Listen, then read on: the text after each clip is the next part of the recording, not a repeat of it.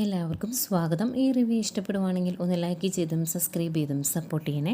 അപ്പോൾ മനു ഒക്കെ ജയിലിൽ പോയി ഹരിയെ കണ്ടിട്ട് വരുന്നത് നോക്കിയിരിക്കുമായിരുന്നു കമല.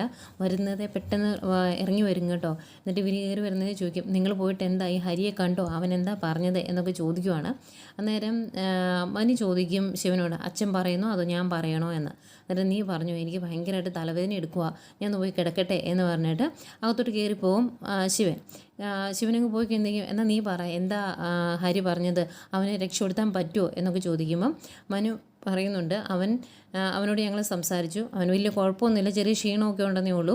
അവൻ്റെ കൂടെയുള്ള 2 പേർക്ക് അടുത്ത ദിവസം തന്നെ ജാമ്യം കിട്ടും, അവന് കിട്ടിയില്ല, അതാണ് ഇപ്പോൾ ഏറ്റവും വലിയ പ്രശ്നം എന്ന് പറയും. അന്നേരം അതെന്താ അവന് കിട്ടിയില്ലാത്ത എന്ന് വയ്ക്കുമ്പം അവൻ്റെ പേരിൽ പോക്സോ കേസ് കൂടെ ആഡ് ചെയ്തിട്ടുണ്ട്, അതുകൊണ്ടാണ് അവന് കിട്ടാത്തത് എന്ന് പറയുവാണ്. അന്നേരം അതങ്ങ് ഇഷ്ടപ്പെടുന്നില്ല കമലയ്ക്ക്. അന്നേരം കമല പറയുവാണ്, അതൊന്നുമല്ല, അവരുടെയൊക്കെ കുടുംബത്തിൽ നല്ല നട്ടലുള്ള ആമ്പിള്ളേരുണ്ട്, അവർ കാര്യങ്ങൾ നീക്കി, അതുകൊണ്ടാണ് അവർക്ക് ജാമ്യം കിട്ടുന്നത്.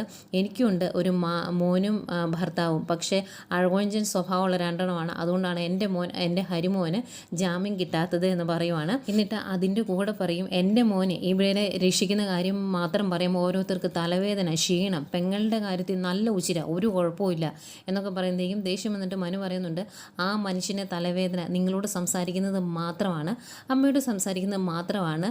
അവനെ രക്ഷിക്കാൻ വേണ്ടി അച്ഛൻ മുട്ടാത്ത വാതിലുകളില്ല, ചെയ്യാത്ത കാര്യങ്ങളില്ല, അതൊന്നും അമ്മയ്ക്ക് മനസ്സിലാകത്തില്ല.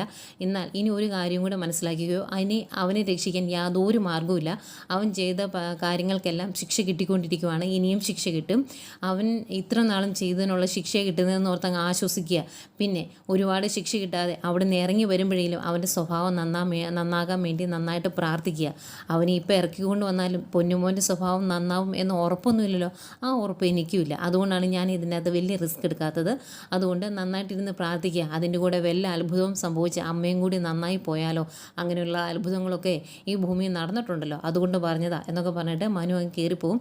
കമല ഇങ്ങനെ വിറഞ്ഞ് തുള്ളി നിൽക്കുവാണ്.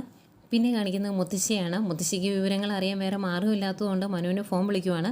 അതിന് ആ ഫോണും പിടിച്ചുകൊണ്ട് മനു റൂമിലേക്ക് വരും. എന്നിട്ട് ചോദിക്കും, എന്ത് ധൃതിയാണ് മുത്തശ്ശി, ഞാൻ ആ റൂമിൽ നിന്ന് ഇങ്ങോട്ട് ഇറങ്ങി വരണ്ടേ, ഞാൻ ചെയ്തേക്കുന്ന ജോലിയൊക്കെ ഒന്ന് ക്ലോസ് ചെയ്തിട്ടല്ലേ എനിക്ക് ഇറങ്ങി വരാൻ പറ്റുള്ളൂ, എന്തെങ്കിലും ധൃതി വെക്കുവാണോ എന്ന് ചോദിക്കുമ്പോൾ, എടാ അറിയാൻ വേണ്ടിയല്ലേ നീ ഇതിവിടെ വന്ന് ഇരിക്കുക എന്ന് പറയും. എന്നിട്ട് ചോദിക്കും, ഇന്ന് പോയിട്ട് എന്തായി, ഹരിയെ കണ്ടോ, അവൻ എന്താ പറഞ്ഞത് എന്നൊക്കെ ചോദിക്കുവാണ്. അന്നേരം മനു പറയുന്നുണ്ട്, കണ്ടു, ഞാൻ അവനോട് സംസാരിച്ചു, അവൻ പറയുന്നത് ഇതിനു മുമ്പ് അവൻ ആ പെൺകുട്ടി ഉപദ്രവിച്ചിട്ടില്ല എന്നൊക്കെയാണ്. പക്ഷേ ആ പെൺകുട്ടി കൊടുത്ത മൊഴിയിൽ അങ്ങനെ ഉപദ്രവിച്ചിട്ടുണ്ട് എന്നാണ്. അതിനെ തിരുത്തിക്കണമെങ്കിൽ ഇത്തിരി ബുദ്ധിമുട്ടാണ് എന്നൊക്കെ പറയുവാണ്. എങ്കിലും ശ്രമിച്ചു നോക്കാമെന്ന് പറയുമ്പോൾ മുത്തശ്ശി ചോദിക്കും, എടാ അത് സാധിക്കുമോ, ആ പെൺകുട്ടി തിരുത്തി പറയുമോ എന്നൊക്കെ ചോദിക്കുമ്പം അതിനുള്ള മാർഗ്ഗമാണ് നോക്കേണ്ടത്, ഏക മാർഗ്ഗം അലീനയാണ്, അവൾ അത് ചെയ്യുമോയെന്ന് അറിയത്തില്ല, അതാണ് എൻ്റെ സംശയം എന്നൊക്കെ പറയുമ്പം മുത്തശ്ശി പറയുന്നുണ്ട്, ഹരിക്ക് വേണ്ടി അലീന എന്തെങ്കിലും ചെയ്യുമെന്ന് എനിക്ക് തോന്നുന്നില്ല എന്ന്. അന്നേരം മനു അത് സമ്മതിക്കുവേ. അന്നേരം അതിൻ്റെ കൂടെ മുത്തശ്ശി ചോദിക്കും, എടാ ഞാൻ വേറൊരു കാര്യം കൂടി അറിഞ്ഞു, നീ അലീനെ വിവാഹം കഴിക്കാൻ പോവാണ് എന്ന് പറഞ്ഞ് കമൽ ഇവിടെ കിടന്ന് ഭയങ്കര ബഹളമാണെന്ന് നിൻ്റെ അച്ഛൻ പറഞ്ഞു, അത് ഉള്ളതാണോ എന്ന് ചോദിക്കും. അന്നേരം മുത്തശ്ശിയോട് മനു ചോദിക്കും, അതെന്താ മുത്തശ്ശി, ഞാൻ അലീനെ വിവാഹം കഴിച്ച എന്തെങ്കിലും പ്രശ്നമുണ്ടോ എന്ന്. അന്നേരം നീ അത് തീരുമാനിച്ചതാണോ എന്ന് ചോദിക്കുമ്പം, അതെന്താ മുത്തശ്ശിക്ക് ഇഷ്ടമല്ലേ, മുത്തശ്ശിയുടെ അഭിപ്രായം എന്താണെന്ന് ചോദിക്കുമ്പം, അലീന നല്ല കുട്ടിയൊക്കെ തന്നെയാണ്, പക്ഷേ നമ്മൾ അവരുടെ കുടുംബവും അന്തസ്സും ഒക്കെ നോക്കണ്ടേടാ എന്ന് ചോദിക്കുക. അന്നേരം മനു ചോദിക്കും, അതെന്താ അന്തസ്സിന് കുറവ്, കുടുംബത്തിന് കുറവ്, ബാലേന്ദ്രനങ്ങളുടെ മോളല്ലേ എന്ന് ചോദിക്കും. അന്നേരം അതെ, ബാലേന്ദ്രൻ്റെ മകളൊക്കെയാണ്, പക്ഷെ അത് നേരായ മാർഗത്തിലുണ്ടായതല്ലല്ലോ, പിഴച്ചുണ്ടായതല്ലേ, മറ്റൊരു സ്ത്രീയിൽ വിവാഹം കഴിക്കാതെ ഉണ്ടായ മകളല്ലേ, അതുകൊണ്ടാണ് ഞാൻ പറഞ്ഞതെന്ന് ചോദിക്കും. അന്നേരം നല്ല ദേഷ്യം വരുന്നുണ്ടേ മനുവിനെ. അന്നേരം മനു ഇങ്ങനെ മുത്തശ്ശിയുടെ മുഖത്ത് നോക്കിയിട്ട് ഇത്തിരി ദേഷ്യത്തോടെ ഞാൻ ഇങ്ങനെ പറയുവാണ്, അലീന ജനിച്ചത് മുത്തശ്ശിയുടെ മകൾ പിഴച്ച് പ്രസവിച്ചാണ് എങ്കിൽ മുത്തശ്ശി എങ്ങനെയാണ് സമ്മതിക്കുമോ എന്ന് ചോദിക്കുവാണ്. അന്നേരം മുത്തശ്ശി ഇങ്ങനെ അന്തം വിട്ട് നിൽക്കുവാണ്.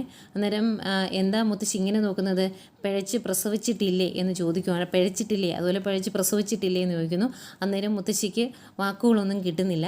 അന്നേരം വീണ്ടും മനു പറയുവാണ്, അങ്ങനെയൊക്കെ സംഭവിച്ചിട്ടുണ്ട്, അങ്ങനെ പിഴച്ച് പ്രസവിച്ച മുത്തശ്ശിയുടെ മകളെയാണ് നിങ്ങളെല്ലാവരും കൂടി ബാലേന്ദ്രൻ അങ്കിളിന് കെട്ടിച്ചു കൊടുത്തത്.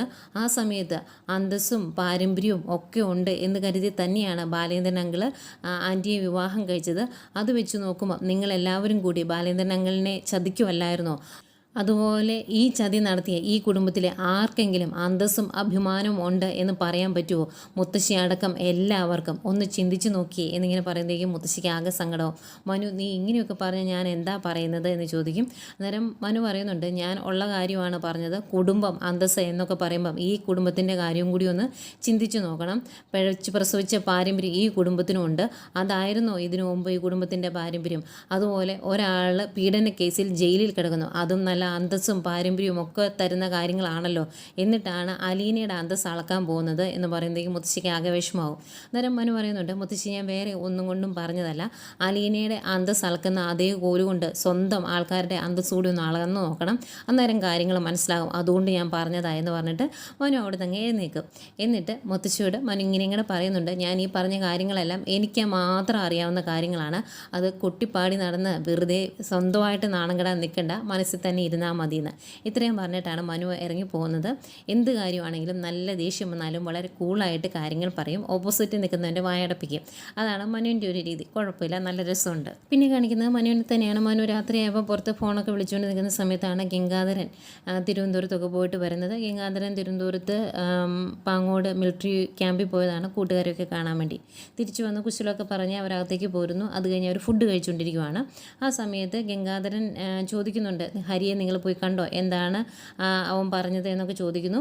അന്നേരം കമല പറയുന്നുണ്ട്, അവർ പോയി കണ്ടു, അവനെ കണ്ടപ്പം അവനെ രക്ഷിക്കാനുള്ള മാർഗ്ഗം അവൻ തന്നെ പറഞ്ഞു കൊടുത്തിട്ടോ ഉണ്ട്, എന്നിട്ടും ഇവിടെ ഉള്ളവർക്ക് യാതൊരു അനക്കവും ഇല്ല എന്ന് പറയുമ്പം ഗംഗാധരൻ ചോദിക്കും, അങ്ങനെ ഒരു കാര്യമോ, അതെന്താടാ എന്ന്. അന്നേരം ശിവൻ പറയുന്നുണ്ട്, അവൻ പറയുന്നത് പോക്സോ കേസ് ഒഴിവാക്കിയിട്ടുണ്ടെങ്കിൽ അവന് ജാമ്യം കിട്ടുമെന്നാണ്. ആ പോക്സോ കേസ് ബാക്കിയുള്ളവരുടെ പേരിലില്ലാത്തതുകൊണ്ടാണ് അവർക്ക് ജാമ്യം കിട്ടിയത്. ഇവൻ പോക്സോ കേസ് ചെയ്തിട്ടില്ല, ഇതിനു മുമ്പ് ആ പെൺകുട്ടി ഉപദ്രവിച്ചിട്ടില്ല എന്നും പറഞ്ഞു. പക്ഷേ അത് തെളിയിക്കാൻ നമ്മുടെ കയ്യിൽ ഒന്നുമില്ല. ആ പെൺകുട്ടി തന്നെ പറയണം ഇതിനു മുമ്പ് എന്നെ ഉപദ്രവിച്ചിട്ടില്ല എന്ന്. അത് അവരോടൊന്ന് സംസാരിക്കണമെങ്കിൽ നമുക്ക് അങ്ങോട്ട് പോകാൻ പറ്റുന്ന ഒരു സാഹചര്യമോ കാര്യങ്ങളോ ഒന്നും ഇപ്പം നിലവിലില്ല എന്നും പറയുന്നു. അന്നേരം ഗംഗാധരൻ ചോദിക്കുന്നുണ്ട്, എങ്ങനെയാണ് വൈജയന്തിയുടെ കാര്യം, എങ്ങനെയാണ് അവിടെ എന്തെങ്കിലും പ്രശ്നങ്ങളുണ്ടോ എന്ന് ചോദിക്കുമ്പം നിലവിൽ വലിയ പ്രശ്നങ്ങളൊന്നുമില്ല. പിന്നെ യുദ്ധം ചെയ്യാൻ കൂടെ ആൾബലം ഇല്ലാത്തതിൻ്റെ ഒരു പ്രശ്നം അവൾക്കുണ്ട്. പക്ഷേ സ്വഭാവത്തിൽ മാറ്റമൊന്നുമില്ല. മനു പോയി കണ്ടായിരുന്നു, യുദ്ധം ചെയ്യാൻ തയ്യാറായി തന്നെയാണ് നിൽക്കുന്നത് എന്ന് പറയും. അന്നേരം ഗംഗാധരൻ ചോദിക്കും, ആൾബലമില്ലേ, അതെന്താ അങ്ങനെ, നേരത്തെ അങ്ങനെ അല്ലായിരുന്നല്ലോ എന്നിങ്ങനെ ചോദിക്കുവാണ്. അന്നേരം മനു പറയുന്നുണ്ട്, നേരത്തെ മക്കൾ കൂടെ നിൽപ്പുണ്ടായിരുന്നു, ബബിതയ്ക്ക് കൂടെ കട്ടയ്ക്ക് നിൽക്കുമായിരുന്നു, പക്ഷേ അവൾക്കും ചെറിയ മാറ്റമൊക്കെ സംഭവിച്ചിട്ടുണ്ട് എന്ന് പറയുമ്പം അതെങ്ങനെ സംഭവിച്ചു, ഇത്ര പെട്ടെന്ന് അങ്ങനെ സംഭവിക്കേണ്ടതല്ലല്ലോ എന്ന് ഗംഗാധരൻ പറയും. അന്നേരം മനു പറയുന്നുണ്ട്, അലീനെ ആ കോളനിയിലുള്ളവർ ഉപദ്രവിക്കുന്ന വീഡിയോ ഞാൻ കൃഷ്ണമോൾക്കൊക്കെ കൊടുത്തായിരുന്നു, അത് ബബിതയും കണ്ടു. അതിന് ശേഷമാണ് അവൾക്ക് മനമാറ്റം ഉണ്ടായത്. അവൾ പുറത്ത് കാണിക്കുന്നില്ല എങ്കിൽ പോലും അലീന അവർക്കൊക്കെ വേണ്ടി ഏതറ്റം വരെയും പോകുമെന്ന് അവർക്ക് മനസ്സിലായി, അതാണ് ആ മാറ്റത്തിന് കാരണം എന്ന് പറയുമ്പം കമല പറയുവാണ്, അങ്ങനെയാണ് കൂടപ്പിറപ്പിനോട് സ്നേഹമുള്ളവർ കൂടപ്പിറപ്പിനെ രക്ഷിക്കാൻ വേണ്ടി ആരുടെ കാലും പിടിക്കും, എന്ത് വേണമെങ്കിലും ചെയ്യും. പക്ഷേ ഇവിടെ രണ്ടുപേരുണ്ട്, അതുകൊണ്ട് ഒരു പ്രയോജനവും ഇല്ല എന്നിങ്ങനെ പറയുവാണ്. അന്നേരം ദേഷ്യം വന്നിട്ട് മനു പറയുന്നുണ്ട്, അമ്മയുടെ വിചാരം ഹരി ഇപ്പോഴും മാങ്ങ പറിച്ചതിന് ജയിലിൽ പോയി കിടക്കുവാണ് എന്നാണ്. പക്ഷേ അതല്ല സംഭവം. ഒന്ന് ആലോചിച്ച് നോക്കി, ആ പെൺകുട്ടിയോട് നമ്മൾ എങ്ങനെയാണ് പോയി സംസാരിക്കുന്നത്? ആ പെൺകുട്ടി കടന്നു പോകുന്ന സാഹചര്യത്തെക്കുറിച്ച് വെളിച്ചന് ചിന്തിക്കാൻ പറ്റുമല്ലോ. അങ്ങനൊരു സാഹചര്യത്തിലൂടെ കടന്നു പോകുന്ന അവളോട് പോയി നമ്മൾ പറയുവാണ്, നിന്നെ നേരത്തെ അവൻ ഉപദ്രവിച്ചിട്ടില്ലല്ലോ, അതുകൊണ്ട് അതൊന്ന് പറഞ്ഞ് അവനെ പോക്സോ കേസിൽ നിന്ന് ഒഴിവാക്കി തരണം എന്ന്. അത് നമുക്ക് പറയാൻ പറ്റുമോ? അങ്ങനെ പറഞ്ഞാൽ തന്നെ ആ പെൺകുട്ടി അത് അംഗീകരിച്ചു തരുമോ? ആ അവസ്ഥയെപ്പറ്റി വെളിച്ചന് മനസ്സിലാകില്ല. പക്ഷേ ഇവിടെ അമ്മയോട് പറഞ്ഞിട്ട് കാര്യമൊന്നുമില്ല എന്ന് പറയുവാണ്. അന്നേരം കമല ഇങ്ങനെ ചൊറിഞ്ഞുകൊണ്ടിരിക്കുക. അപ്പം ദേഷ്യം വന്നിട്ട് അങ്ങ് ചാടി എഴുന്നേക്കും മനു. എന്നിട്ട് പറയുന്നുണ്ട്, ഒരു കാര്യം കൂടി അമ്മ ഇനി അങ്ങ് മനസ്സിലാക്കി വെച്ചോ, ഇനി അമ്മയുടെ മോനെ രക്ഷിക്കാൻ വേണ്ടി ഞാൻ ഒന്നും ചെയ്യാൻ ഉദ്ദേശിച്ചിട്ടില്ല. ഇനി ആ ഭാഗത്തേക്ക് എന്നെ പ്രതീക്ഷിക്കുകയും വേണ്ട എന്ന് പറഞ്ഞ് പോകാൻ തുടങ്ങുക. അന്നേരം ഗംഗാധരൻ, എടാ മനു, നീ ദേഷ്യപ്പെട്ട് പോകലേ, നമുക്ക് സംസാരിച്ച കാര്യങ്ങൾക്കൊരു തീരുമാനമാക്കാം എന്ന് പറയുമ്പം അമ്മയുടെ മുന്നിലിരുന്ന് സംസാരിച്ചിട്ടുണ്ടെങ്കിൽ ഒരു കാര്യത്തിനും തീരുമാനമാകില്ല. അതുകൊണ്ട് ഞാൻ റൂമിൽ കാരണം വെളിച്ചൻ അങ്ങോട്ട് വന്നാൽ മതി എന്ന് പറഞ്ഞിട്ട് അങ്ങ് പോകുമ്പോഴേക്കും അങ്ങ് ദേഷ്യം വന്നിട്ട് കമല പറയാ, അവന് ഇഷ്ടപ്പെടുകയല്ല അവളെ പറഞ്ഞിട്ടുണ്ടെങ്കിൽ അങ്ങ് അതെങ്ങനെ കെട്ടാൻ മുട്ടി നടക്കുമല്ലേ എന്ന്. അന്നേരം ഗംഗാധരൻ ചോദിക്കും, കെട്ടാൻ മുട്ടി നടക്കുന്നു, അതെന്താ സംഭവം എന്ന്. അന്നേരം അയ്യോ ഞാനൊന്നും പറയുന്നില്ല, ദേ മോനെ പറ്റി എല്ലാം അറിയാവുന്നത് ഈ മനുഷ്യനോട് ഇരിപ്പുണ്ടല്ലോ, ഇയാളോട് തന്നെ ചോദിച്ചു നോക്ക് എന്ന് പറഞ്ഞിട്ട് അങ്ങോട്ട് പോകുന്നു. എന്നിട്ട് മനുവിനോട് വിളിച്ച് പറയുന്നുണ്ട്, തിന്ന പാത്രം കഴുകി വെച്ചേക്കണം, ഇനി കഴുകാൻ എന്നെ കിട്ടത്തില്ല എന്ന്.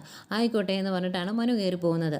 അത് കഴിഞ്ഞ് എന്താ സംഭവം എന്ന് ഗംഗാധരൻ ശിവനോട് ചോദിക്കും. അന്നേരം ശിവൻ പറയുന്നുണ്ട്, അലീനെ വിവാഹം കഴിക്കണമെന്ന് മനു കഴിഞ്ഞ ദിവസം പറഞ്ഞു, അത് ആ സംസാരത്തിനിടയ്ക്ക് അങ്ങ് പറഞ്ഞു പോയതായിട്ടാണ് എനിക്ക് തോന്നിയത് എന്ന് പറയും. അന്നേരം മനു കയറി പോകുന്ന മുമ്പ് ഇത് കേൾക്കുവേ. അന്നേരം മനു പറയുന്നുണ്ട്, അതങ്ങനെ സംസാരത്തിനിടയ്ക്ക് വെറുതെ അങ്ങ് പറഞ്ഞതൊന്നുമല്ല, അങ്ങനെയുള്ള കാര്യങ്ങൾ വിളിച്ച് പറയാൻ ഞാൻ പക്വത ഇല്ലാത്തവനുമല്ല, ഞാൻ നല്ല രീതിയിൽ ആലോചിച്ച് എടുത്ത ഒരു തീരുമാനമാണ്.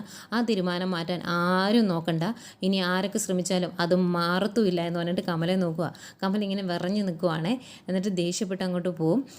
പോയി കഴിയുമ്പോഴേക്കും ഗംഗാധരൻ ശിവനോട് ചോദിക്കും, നിൻ്റെ അഭിപ്രായം എന്താ, അവളെ വിവാഹം കഴിക്കുന്നതിനെ കുറിച്ചെന്ന് ചോദിക്കും. അന്നേരം ശിവൻ പറയുന്നുണ്ട്, ഇതിൻ്റെ കൂടെ അതുകൂടെ എൻ്റെ തലയിലിട്ട് ഓടിക്കാൻ എന്നെക്കൊണ്ട് പറ്റത്തില്ല, അത്രയേറെ പ്രഷറിലാണ് ഞാനിവിടെ ജീവിക്കുന്നത് എന്ന് ശിവൻ പറയുന്നു. അന്നേരം പോട്ടെ, സാരമില്ല, നമുക്ക് ഏതായാലും ബാലേന്ദ്രൻ മുഖേന ഒന്ന് അലീനയോട് സംസാരിക്കാം, എങ്ങനെയെങ്കിലും ഹരിയെ ആ പോക്സോ കേസിൽ നിന്നെങ്കിലും ഒന്ന് ഒഴിവാക്കി തരാൻ എന്തെങ്കിലും മാർഗ്ഗമുണ്ടോ, ആ പെൺകുട്ടിയെ കൊണ്ട് പറയിപ്പിക്കാൻ പറ്റുമോ എന്നൊക്കെ ഒന്ന് ചോദിച്ചു നോക്കാം. അവൻ ചെയ്ത തെറ്റിന് ശിക്ഷ അവന് കിട്ടും, പക്ഷേ ശിക്ഷാ കാലാവധി ഒരുപാട് കൂടാതിരിക്കാൻ വേണ്ടി പോക്സോ ഒഴിവാക്കി കിട്ടുവാണെങ്കിൽ നല്ലതാണ്, അതിന് ശ്രമിച്ചു നോക്കാമെന്ന് പറയും. ആയിക്കോട്ടെ എന്ന് ശിവനും പറയുന്നുണ്ട്. ഏതായാലും ഭക്ഷണം കഴിച്ച് കഴിയുമ്പം ഗംഗാധരൻ്റെ പ്ലേറ്റ് കൂടെ അവിടുന്ന് പയ്യെ എടുത്ത് ശിവൻ്റെ പ്ലേറ്റിൻ്റെ കൂടെ വെക്കുവാണ്. കാരണം പ്ലേറ്റ് ഇനി അവർ തന്നെ കഴുകി വെക്കണം, കാരണം ഉറഞ്ഞു തുള്ളി നിൽക്കുവാണല്ലോ കമല. അതുകൊണ്ട് ഒരു ചിരിയോടെ ഗംഗാധരൻ അത് നോക്കുന്നുണ്ട്. അത് കഴിഞ്ഞ് ഗംഗാധരൻ കുറച്ച് കാഷ്യൂനട്ടും ഈന്തപ്പഴമൊക്കെ മേടിച്ചു, അതൊക്കെ ആയിട്ട് മുത്തശ്ശിയുടെ റൂമിലേക്ക് വരുന്നു. എന്നിട്ട് ഇതിവിടെ വെച്ചേക്കട്ടെ എന്ന് ചോദിക്കുമ്പം മുത്തശ്ശി പറയുന്നുണ്ട്, നീ ഇതിവിടെ വെച്ചാലും കമല എടുത്തുകൊണ്ട് പോകുമെന്ന്. അന്നേരം എടുത്തുകൊണ്ട് പോകരുത്, ഞാൻ കമല എടുത്തോട്ട് പറഞ്ഞോളാം എന്ന് പറയും. എന്നിട്ട് ഇരുന്നിട്ട് വിശേഷങ്ങളൊക്കെ ചോദിക്കുന്നു, മിലിറ്ററി ക്യാമ്പിൽ പോയ കാര്യങ്ങളൊക്കെ പറയും. അത് കഴിഞ്ഞ് മുത്തശ്ശി ഗംഗാധരനോട് പറയുക, നീ ഒരു കാര്യം അറിഞ്ഞായിരുന്നോ, അലീനെ വിവാഹം കഴിക്കാൻ താല്പര്യമുണ്ടെന്ന് മനു പറഞ്ഞു, അത് അവൻ ഇവിടെ പറഞ്ഞിട്ട് വരും, കമല കുറേ പ്രശ്നങ്ങളുണ്ടാക്കി എന്നൊക്കെ പറയുമ്പം ഗംഗാധരൻ കൂളായിട്ട് പറയും, അതിനെന്താ, അവളെ ഇഷ്ടമാണെങ്കിൽ വിവാഹം കഴിച്ചുകൊണ്ട് വരട്ടെ എന്ന്. അന്നേരം മുത്തശ്ശി പിന്നെയും പറയും, അതെങ്ങനെയാടാ ശരിയാകുന്നത്, നമ്മൾ കുറച്ച് അന്തസ്സും പാരമ്പര്യവും ഒക്കെ നോക്കണ്ടേ, ബാലേന്ദ്രൻ്റെ മകളാണ് എന്ന് ആരോടെങ്കിലും പറയാൻ പറ്റുമോ, ആൾക്കാർ നോക്കുമ്പോൾ എന്താ വേലക്കാരിയെ വിവാഹം കഴിച്ചു അങ്ങനെയല്ലേ അവർ പറയുള്ളൂ എന്നൊക്കെ ചോദിക്കുമ്പം ഗംഗാധരൻ തിരിച്ചു പറയുന്നുണ്ട്, അതെന്തിനാമേ നാട്ടുകാർ പറയുന്നതൊക്കെ കേൾക്കാൻ പോകുന്നത്, മനുവിന് ചേരുന്ന ഒരു പെൺകുട്ടിയാണ് അവൾ, നല്ല പെൺകുട്ടിയല്ലേ, അവന് ചേരുന്ന പെൺകുട്ടി അവൻ വിവാഹം കഴിക്കുന്നതിന് നാട്ടുകാരുടെ അഭിപ്രായം നോക്കേണ്ട കാര്യമില്ല, അന്തസ്സും പാരമ്പര്യവും ഒന്നും നോക്കേണ്ട കാര്യമില്ല, അവന് ഇഷ്ടമാണെങ്കിൽ അവൻ വിവാഹം കഴിക്കട്ടെ എന്നിങ്ങനെ പറഞ്ഞ് ഇരിക്കുന്ന ഗംഗാധരനെ കാണിച്ചുകൊണ്ടാണ് ഇന്നത്തെ എപ്പിസോഡ് അവസാനിക്കുന്നത്. പിന്നെ പ്രൊമോയിൽ മുത്തശ്ശിയോട് സത്യം പറയുന്ന ഗംഗാധരനെ കാണിക്കുന്നുണ്ട്. ബാലേന്ദ്രനല്ല അവളുടെ അച്ഛൻ, ആഗ്രയിൽ എൻ്റെ സബോർഡിനേറ്റ് ആയിരുന്ന ഒരു സ്റ്റാൻലി ജോസഫാണ് അലീനയുടെ അച്ഛൻ എന്ന് പറയുന്നുണ്ട് ഗംഗാധരൻ. അത് കേൾക്കുമ്പോൾ മുത്തശ്ശിക്ക് കാര്യങ്ങൾ മനസ്സിലായിക്കോളും, കാരണം സ്വന്തം മോളുടെ മകളാണ് അലീന എന്ന്. ഇനി അലീനയുടെ അന്തസ്സും പറഞ്ഞുകൊണ്ട് മുത്തശ്ശി വരത്തില്ല.